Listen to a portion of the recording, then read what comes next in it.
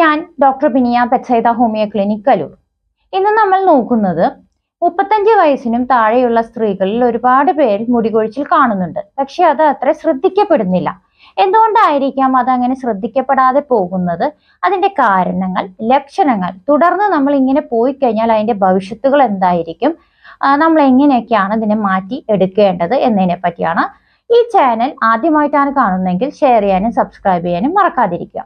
അപ്പൊ എന്തുകൊണ്ടാണ് പ്രത്യേകിച്ച് 35 വയസ്സിനും താഴെയുള്ള സ്ത്രീകളിൽ എന്ന് പ്രത്യേകിച്ച് പറയുന്നതെന്ന് വെച്ചാൽ, നമുക്കൊരു മിഥ്യാധാരണയുണ്ട്, പുരുഷന്മാരിലാണ് കഷണ്ടി ഉണ്ടാകുന്നത്, സ്ത്രീകളിൽ മുടി ഉള്ളതല്ലേ, അപ്പൊ കഷണ്ടി ഒന്നും ഉണ്ടാവില്ല അപ്പൊ എന്ന് പറഞ്ഞ് നമ്മൾ അതിനെ വിട്ടുകളയുന്നു. പക്ഷെ അത് ചിലപ്പോൾ ഒരു 50 വയസ്സ് കഴിഞ്ഞിട്ടായിരിക്കാം ചിലപ്പോൾ നമ്മൾ ഐഡന്റിഫൈ ചെയ്യുന്നത് നമ്മുടെ മുടി പൂർണ്ണമായിട്ടും പോയി എന്നുള്ളത്. അപ്പൊ അത് വരാതെ ഇരിക്കാനാണ് ഇങ്ങനെ ഉണ്ടാകാം. സ്റ്റഡീസ് പറയുന്നത് ഒരു 12% സ്ത്രീകളിലും ഈ ഒരു അവസ്ഥ, അതായത് ഇത്രയും നേരത്തെ തന്നെ നല്ല രീതിയിൽ മുടി കൊഴിച്ചിൽ കാണിക്കുന്നുണ്ട് എന്നാണ്. അതേപോലെ തന്നെ നമുക്ക് പേഷ്യൻസ് ആണെങ്കിലും ആരും അതത്ര കണ്ട് ശ്രദ്ധിക്കാതെ അത് വളരെ വേഴ്സ് ആയ ഒരു അവസ്ഥയിലായിരിക്കാം നമ്മുടെ കൈകളിൽ എത്തുന്നത്. അപ്പൊ ഇതിന്റെ കാരണങ്ങൾ എടുത്തു നോക്കിയാൽ ഏറ്റവും കോമൺ ആയിട്ടുള്ള ഒരു കാരണം പാരമ്പര്യമാണ്. നമ്മുടെ പാരന്റ്സിന് ആർക്കെങ്കിലും തന്നെ ഇങ്ങനെ ഒരു അവസ്ഥ, നേരത്തെ മുടി കൊഴിയുക, നേരത്തെ മുടി നരയ്ക്കുക, അങ്ങനെയൊക്കെ ഉണ്ടെങ്കിൽ നമുക്കും അതേപോലെ വരാനായിട്ടുള്ള ഒരു സാധ്യത വളരെയധികം കൂടുതലാണ്.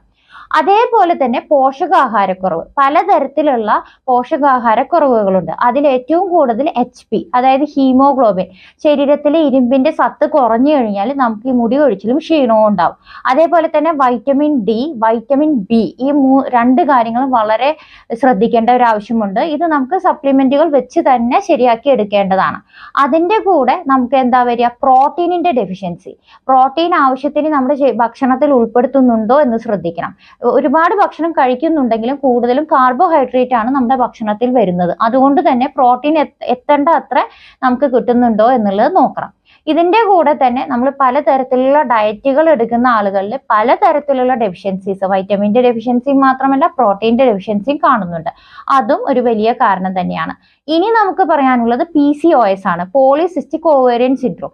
ഇത് കോമൺ ആയിട്ട് ഒരു 30 വയസ്സിന് താഴെയുള്ള കുട്ടികളിൽ വളരെ കൂടുതലായിട്ട് കാണിക്കുന്നുണ്ട്. അപ്പം മെൻസസ് ഇറഗുലർ ആകുന്നു, അതിന്റെ കൂടെ തന്നെ മുടി കൊഴിയുന്നു, വെയിറ്റ് കൂടുന്നു, ക്ഷീണം തോന്നുന്നു. ഇതാണ് ഇതിന്റെ പ്രധാന ലക്ഷണങ്ങൾ.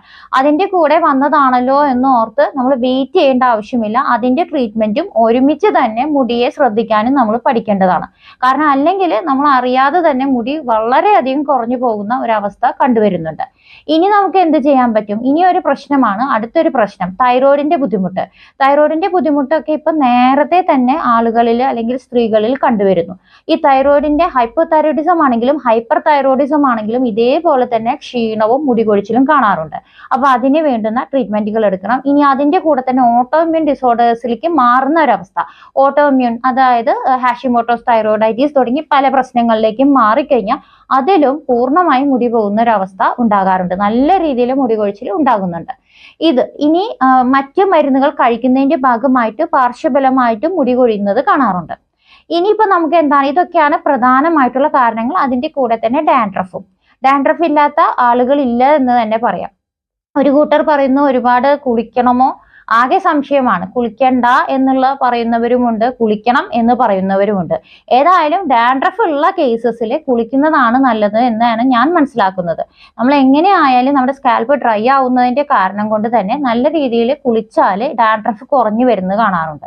ഇനിയിപ്പോ നോക്കുവാണെങ്കിൽ ഡാൻഡ്രഫ് എണ്ണ ഇടുമ്പോൾ എന്താണ് വ്യത്യാസം? എണ്ണ ഇടുമ്പോൾ നല്ല രീതിയിൽ സാധാരണ ഷാമ്പുകൾ വെച്ച് കഴുകി കളയുക. എണ്ണ വെച്ച് ഇരിക്കേണ്ട ആവശ്യമില്ല, അതായത് കുളി കഴിഞ്ഞിട്ടും എണ്ണ മുടിയിൽ നിർത്തേണ്ട ആവശ്യമില്ല. നല്ല രീതിയിൽ എണ്ണ തേച്ച് കുളിച്ച് നല്ല രീതിയിൽ എണ്ണ കളഞ്ഞ് ക്ലിയർ ചെയ്ത് കൊണ്ടുപോവുക എന്നുള്ളതാണ് ലക്ഷ്യം. അങ്ങനെ ചെയ്യണം ഏറ്റവും നല്ലത്. ഇനി നമുക്ക് സംശയം എന്താണെന്ന് വെച്ചാൽ, പലതരത്തിലുള്ള സംശയങ്ങൾ നമ്മുടെ മുടിയെ പറ്റി എല്ലാവർക്കും ഉണ്ട്, അതിൽ ഉറപ്പാണ്. കാരണം വരുന്ന പേഷ്യൻസ് മുടി കൊഴിയുന്നുണ്ട്, ഞങ്ങൾ ഇങ്ങനെ ചെയ്തത് കൊണ്ടാണോ, അങ്ങനെ പല സംശയങ്ങളാണ് പേഷ്യൻസ് ചോദിക്കുന്നത്. പ്രത്യേകിച്ച് 30-ലും താഴെയുള്ള കുട്ടികളാണ് ഏറ്റവും കൂടുതൽ സംശയങ്ങളായിട്ട് വരുന്നത്. ഇനി ഇതിന്റെ കൂടെ തന്നെ നമ്മൾ ആവശ്യമെങ്കിൽ സപ്ലിമെന്റ്സുകൾ എടുക്കുക. നിർബന്ധമായിട്ടും നമ്മൾ സപ്ലിമെന്റ്സുകൾ എടുക്കണം. പ്രകൃതം അനുസരിച്ചുള്ള മരുന്നുകളാണ് ഞങ്ങൾ കൊടുക്കുന്നത്. അതിന്റെ കൂടെ തന്നെ എന്താണോ പേഷ്യന്റിന്റെ കംപ്ലൈന്റ്, അത് ഡാൻഡ്രഫ് ആയിരിക്കാം, അല്ല നമുക്ക് തൈറോയിഡിന്റെ പ്രശ്നമായിരിക്കാം, PCOD ആയിരിക്കാം, ഏതാണോ അതിന്റെ കൂടെ മരുന്നുകൾ കൊടുക്കുന്നുണ്ട്. ഇനി നമുക്ക് ചെയ്യേണ്ടത് ഇതിന്റെ കൂടെ തന്നെ എന്താണോ ഡെഫിഷ്യന്റ് ആയിട്ടിരിക്കുന്നത്, വൈറ്റമിൻ ഡി ആണെങ്കിൽ വൈറ്റമിൻ ഡി, ബയോട്ടിൻ ആണെങ്കിൽ ബയോട്ടിൻ, ഏതാണോ ഡെഫിഷ്യന്റ് ആയിട്ട് പേഷ്യന്റ് കാണിക്കുന്നത് ആ സപ്ലിമെന്റുകളും നമ്മൾ നിർബന്ധമായിട്ടും എടുക്കാനായിട്ട് ശ്രദ്ധിക്കണം. ഇതൊക്കെ മാനേജിങ് ആയിട്ട് നമ്മൾ ചെയ്യേണ്ട അതിന്റെ കൂടെ തന്നെ കൊണ്ടുപോവുകയാണ് വേണ്ടത്. അപ്പൊ അങ്ങനെയാണെങ്കിൽ നമുക്ക് ഈ പറഞ്ഞ പോലെ നമ്മുടെ മുടിയുടെ കട്ടി കുറയുന്നത് നമുക്ക് പ്രിവെന്റ് ചെയ്യാൻ പറ്റും. ഇനി ശ്രദ്ധിച്ചിരിക്കുന്ന ഒരു കാര്യം, മുടി കൊഴിച്ചിൽ വരുമ്പോൾ തന്നെ കുട്ടികൾ വളരെയധികം കോൺഫിഡൻസ് കുറയുന്നതാണ്. മനസ്സിന് ടെൻഷൻ, അതേപോലെ തന്നെ കോൺഫിഡൻസ് കുറയുന്നു, ഒരാളോട് നമുക്ക് പുതിയ ആൾക്കാരെ കാണാൻ വിഷമം, ഇങ്ങനെ തുടങ്ങി നല്ല രീതിയിൽ ഒരു മാനസിക സമ്മർദ്ദത്തിലോട്ട് തന്നെ ഇങ്ങനെ 30 വയസ്സിലും താഴെയുള്ള കുട്ടികൾ പോകുന്നുണ്ട്. അപ്പൊ അതും വളരെയധികം ശ്രദ്ധിക്കേണ്ടതാണ്. മുടിയുടെ ഒരു പ്രശ്നമാണെങ്കിൽ അത് നമ്മൾ മനസ്സിലാക്കിയിട്ട് എന്താണ് അതിന്റെ കംപ്ലൈന്റ് എന്ന് നോക്കിയിട്ട് ട്രീറ്റ്മെന്റുകൾ കൊടുക്കണം. നിങ്ങൾ ശ്രദ്ധിച്ച് അത് ഡോക്ടറെ കാണിച്ച് തന്നെ ശരിയാക്കാനായിട്ട് ശ്രദ്ധിക്കണം. കാരണം പണ്ടത്തെ ഒരു ചിന്തയാണ് പുരുഷന്മാരിലാണ് കഷണ്ടി നമുക്ക് വരില്ല എന്നുള്ളത്. കഷണ്ടി വരില്ലെങ്കിലും മുടിയുടെ തിക്നെസ് നല്ല രീതിയിൽ കുറയാൻ ഇങ്ങനെ ഇടയാക്കുന്നുണ്ട്. അപ്പൊ അതിന് വേണ്ടിയിട്ടുള്ള കാര്യങ്ങൾ ചെയ്യുക.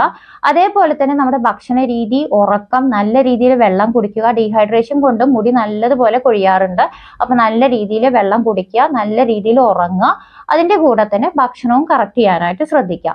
ഇനി ആവശ്യമെങ്കിൽ നിർബന്ധമായും തന്നെ നിങ്ങൾ ഡോക്ടറെ കാണിച്ച് എന്താണ് കംപ്ലൈന്റ് എങ്കിൽ അതും, അതേപോലെ തന്നെ ഉള്ളിലോട്ട് മരുന്ന് കഴിച്ച് തന്നെ കറക്റ്റ് ചെയ്യാനായിട്ട് ശ്രദ്ധിക്കുക. ഇങ്ങനെയുള്ള വീഡിയോസ് നിങ്ങൾക്ക് ഉപകാരമാകുന്നു എങ്കിൽ ഷെയർ ചെയ്യുക. മറ്റൊരു വീഡിയോയ്ക്കായി കാത്തിരിക്കുക. താങ്ക്